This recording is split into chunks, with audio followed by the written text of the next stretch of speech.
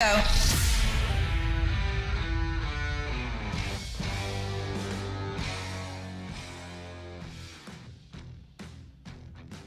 We are streaming live on the Out of Bounds radio app. You can watch the webcast right now on Facebook. Search the Out of Bounds show, or YouTube.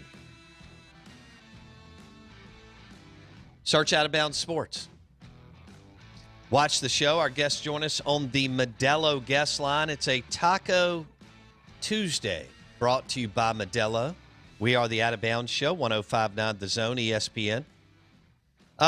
This segment, this SEC Insider Hit with a lot of NFL, is brought to you by Sound and Communications, the leader in audio and visual equipment. They will design and install your audio and visual equipment for your church, business, high school, junior college, SEC football program, you name it. Sound and Communications, SoundcomAV.com. We want to welcome in Mike Detillier, WWL Radio TV New Orleans. And Mike, obviously a Saints, LSU, NFL insider. Mike, let's start with the New Orleans Saints. There were several articles dropped late last week and over the weekend on Michael Thomas. What is the latest between the relationship between Michael Thomas and the Saints? Well, it's cursed at this point. It's continuous. And it's a tough situation because, man, you know, you get it. You do. Everybody's trade him away, trade him away, trade him away. Do you understand the salary cap ramifications of dealing him away? It would be close to $9 million this year, $22 million next year. You've restructured that deal. So, well, I'm a big believer in this, that if you've had a good relationship with someone before, you can't sit down and work this out between head coach and wide receiver or whatever position. You know, I get you might not be totally happy here, but you're getting paid to be productive. You're getting paid to be a team player. And you know the Saints are going to feed him the ball. And he's one of the best receivers in the NFL when he's healthy. And what trade value would you get for a guy who's just played a handful of games a year ago, and now he's coming off surgery that he won't be back until late October? Late October. So, okay, again, explain to me how this makes any sense if you're going to deal – people are deal him off. Isn't he better on your team than anybody else at this point? And what the ramifications and the ripple effect that will happen if you deal him off financially, not only for this year, but for next. Mike Detillier on the Out of Bounds show. So do you think the star wide receiver, Michael Thomas, and Sean Payton will get on the same page in the next few weeks? My thing is that's got to be what happens. You can say, oh, next man up. Man, come on. The next man's not close to Michael Thomas talent-wise. And I never believed in that next man up. That's great to tell to fans and the media who want to buy that hogwash.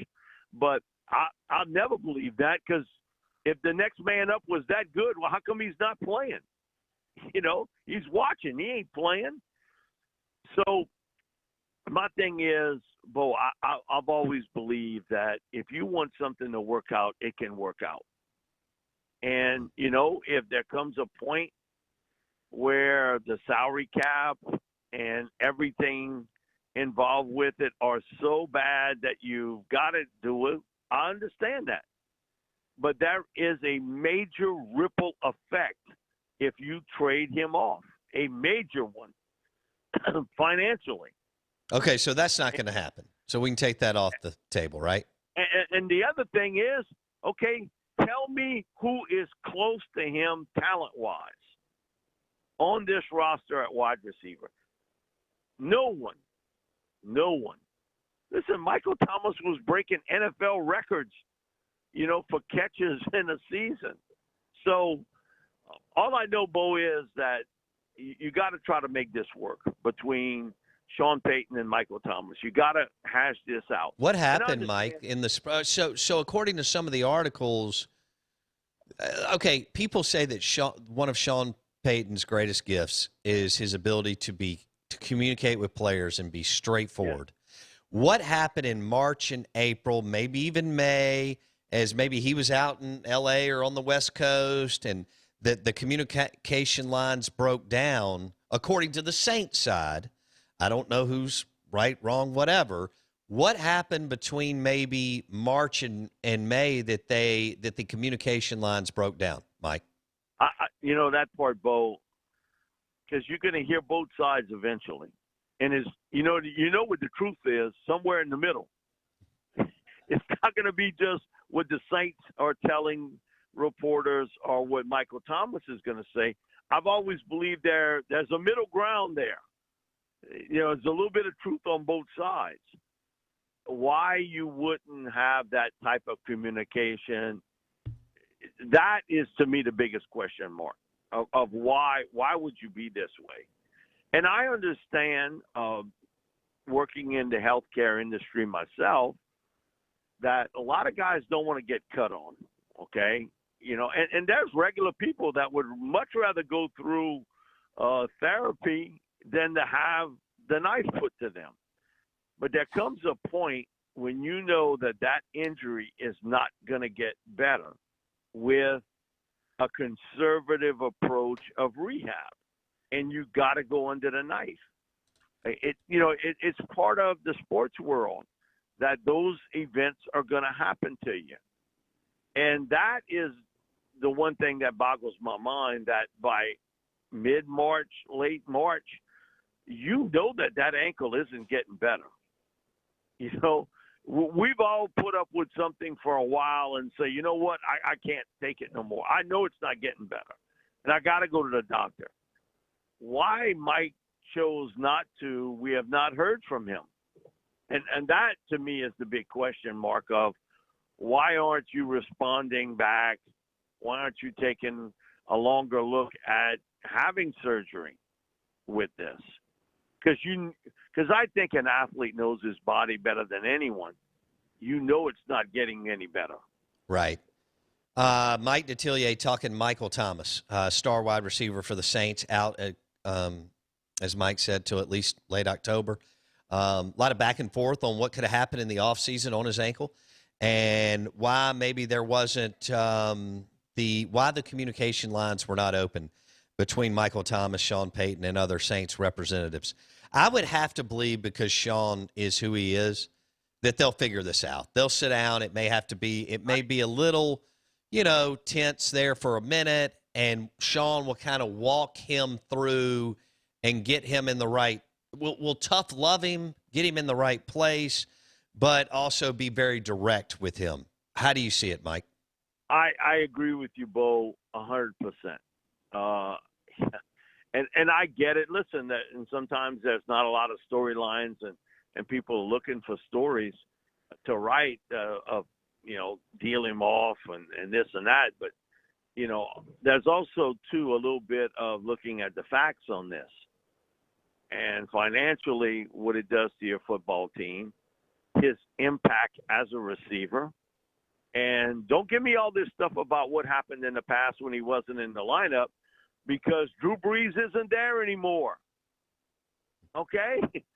I think more and more there is some reality check here, even by the people who maybe thought that Drew is a bit overrated with certain things.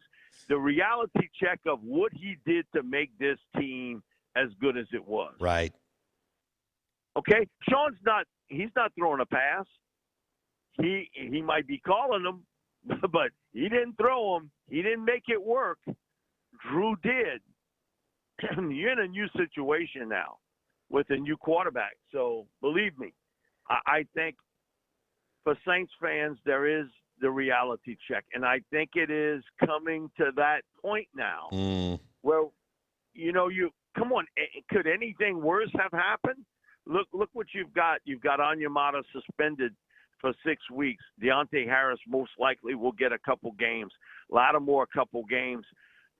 Will Lutz is going to miss a good chunk of the season now with, core muscle injury. It's one thing after another. But you could always have number 9 bail you out. Isn't there anymore?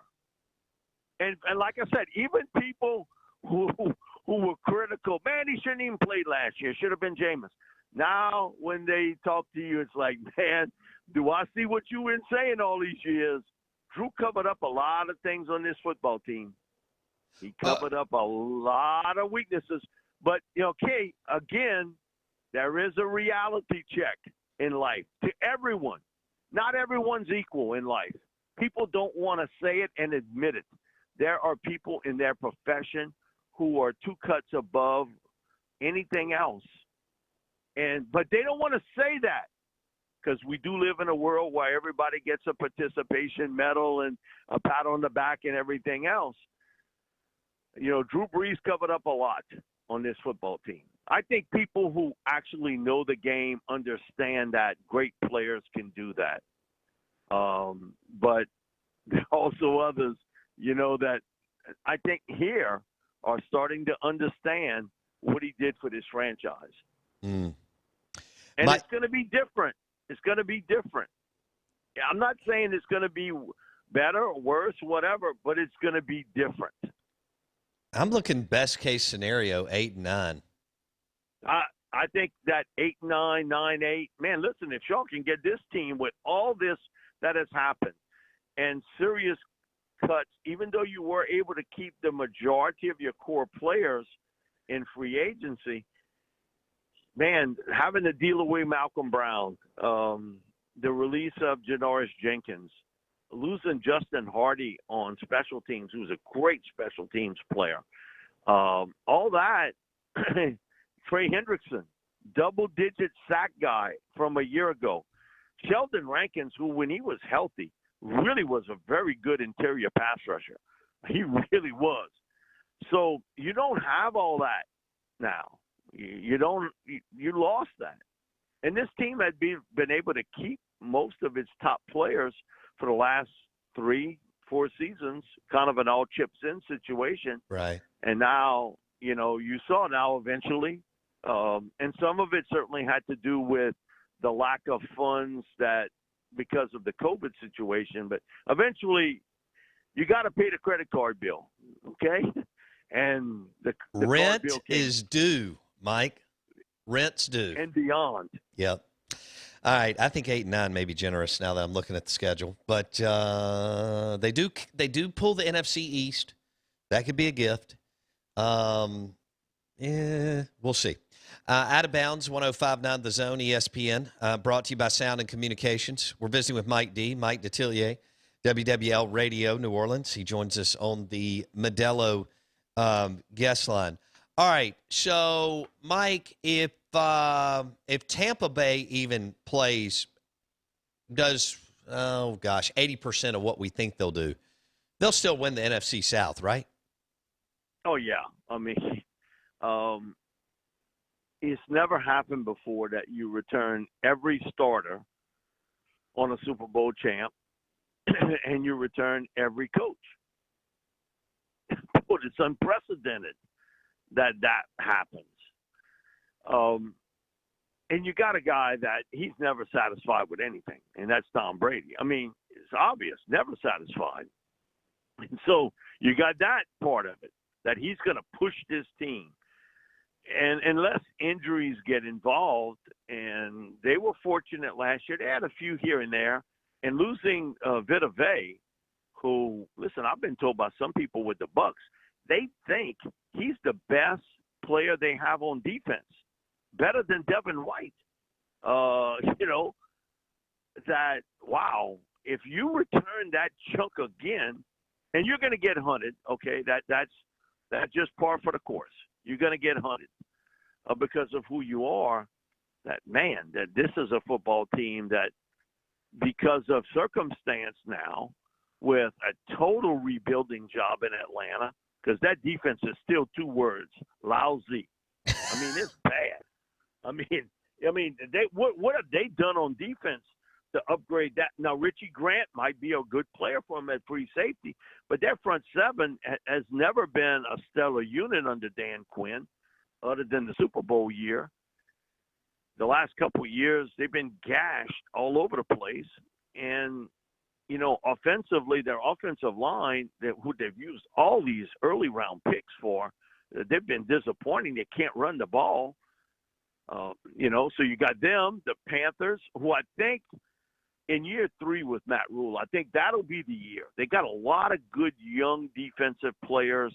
Let's see what happens with Sam Darnold. Can McCaffrey stay healthy? I think will be a big key for them. But with Joe Brady and Sam Darnold, they're going to be improved this year. But they're not going to be contender improved. And we talked about the situation with the Saints. How could you not put your money on the Buccaneers? And my thing is, who's going to push them? Now, again, this isn't baseball or basketball. It's a series of 5 and 7. You could have one bad game and you're knocked out in the playoffs. Right. But right. What's happened in Green Bay, what's happened with the Rams and losing Cam Akers, well, I thought was a big part of their attack. And Cam Akers is one hell of a football player. And, man, to lose him is tough. And, you know, it didn't even happen during the damn game, which is really makes it difficult. So who's going to be the team, you know, that's going to push them to that limit? All right. Well, so now that Mike Detillier, NFL Insider on the Out of Bounds show, who's the biggest challenger for Tampa Bay? Now that Aaron's checked in and we think locked in at Green Bay, in the NFC, who's the biggest challenger for the Tampa Bay Buccaneers? I wrote this before the injury, and so I'll stick with it. I thought it was the Rams because they've got a lot of young talent on the offensive side, the football receiver. Let's see, you know, with Darrell, can he carry the heavy bucket in the running game? The offensive line is solid. Matt Stafford, you know, you brought him in to be the guy to take you to the next level. Defensively, they are really good. I mean, you know, they are really good. So I think it's the Rams. And you've got a coach that has brought a team to the Super Bowl in Sean McVay. So bright young guy in this business. If Stafford plays like I think he will, then I really believe the Rams are the team that could press them. Again, if it comes down to NFC Championship game, it's a one game, winner take all. Okay? Stafford up against Brady. And now Stafford's got the talent around him. And the coach, so like you just said. Yeah. Yeah, and so do you think he could take everything work? Do you think he could take the league by storm? And what I mean by that is nobody pays attention to the Lions. He's been buried up there for a decade. They're a poorly run franchise. A lot of our listeners who love football in the NFL don't even watch them. And so he just kind of fell off the map. Now, like you said, he's under Sean McVay, Matthew Stafford out of Georgia with the L.A. Rams with players around him. Could he kind of take the NFL by storm this year with his play? Man, in that offense, they're expecting him to do it. They're not asking him. They're expecting him to do it. So, yeah, I think he's going to have a really good season. And, again, he is surrounded by a lot of talent, And he's got a defense that can bail him out, you know, because you're going to have days your offense isn't going to work. Mm-hmm. That defense is really good. And we saw it throughout the last couple of years that they played well. Losing Johnson in the secondary hurts them, but this is a football team that has been constructed very well defensively, and they got the best defensive player in pro football in Aaron Donald. I mean, he tilts the field when he's there. So I think they would be the biggest challenge for the Buccaneers in the NFC. Okay. All right, so Buccaneers and then the Rams. All right. Boy, could you imagine if Stafford has an MVP season? That'll just be awesome for him. as buried in a terrible franchise that can't get out of their own way, and going to the Rams and making the playoffs and maybe making a run. I'd love to see that, him in the NFC Championship game. Out of Bounds, 105.9 The Zone ESPN. All right, we're going to wrap it up there with Mike Detillier, WWL Radio TV New Orleans NFL Insider, joining us on the Out of Bounds show. I didn't quite have enough time to get into the Hall of Fame stuff. We may hit a little bit of that next week with Mike D as we get closer to the season. Mike Detillier, we appreciate it, buddy. Talk soon. Thank you. All right, Mike D on the Out of Bounds show in the Modelo guest line. Interesting. Michael Thomas and Sean Payton have to sit down and figure it out. I think they will. Sean's great at this. There was an article on theathletic.com about Sean's communication skills, how players love to play for him, how he's upfront and transparent with them. And he's done that his whole career with the Saints as a head coach since 2006. And so they'll figure it out. They'll have a conversation and hash it out. Now, Michael Thomas has not produced at all since signing that mega contract. That's not good. I mean, and that drives NFL coaches and franchises crazy. So he needs to get on the field November 1, or whatever date that is, and produce for, the Saints and Jameis Winston. And you know that Jameis will miss him in September and October. He'd love to have him there, as Jameis has proven that he can play at times. He's not terrible. He may not be great, but he's not close to terrible. He's a pretty good NFL QB. But, boy, he'd like to have a healthy Michael Thomas day one rather than Michael Thomas, on the bench. They play the Green Bay Packers to start the season, so that's not going to be easy. Aaron's going to drop about 45 on them. Yeah, and so they play Green Bay, and then they go to Carolina, and Carolina will be an improved team. Yeah. Right? Yeah. Under Matt Rule and Joe Brady. Can't be worse. in year two. So I expect the Saints to start off 0-2, and then they go to the Patriots in week 3. And I know New England's not New England of 2, 3, 4, 6, 7 years ago. Mac Jones coming out party week 3? Oh, goodness gracious. We'll see. Hey, Michael Thomas, after catching 100 or more passes in 3 straight seasons, only caught 40 last year, and I would imagine missing the first, 8 games of the season bodes not well for crossing the 100 catch threshold again. Oh, man, we're going to have Taylor Hicks live in the Bank Plus studio in the next hour. We're looking forward to that. He won American Idol in 2006, has gone on to become an entrepreneur and a singer, songwriter, foodie, restaurateur, Food Network, hangs out with Guy Fieri. I'm jealous, among other things. I got to give a shout-out to Steven Soller and his team, who just dropped off some honey-buttered chicken biscuits from Burgers, Blues, and Barbecue in Madison. They are now on Main Street. We hit it up on Saturday. It was delicious. They're open for breakfast. Burgers, Blues, and Barbecue is now open for breakfast, lunch, and dinner on Main Street in Madison. We'll have Taylor Hicks, I think, around 9:15 on the show. Live on the show, Taylor Hicks, 9:15.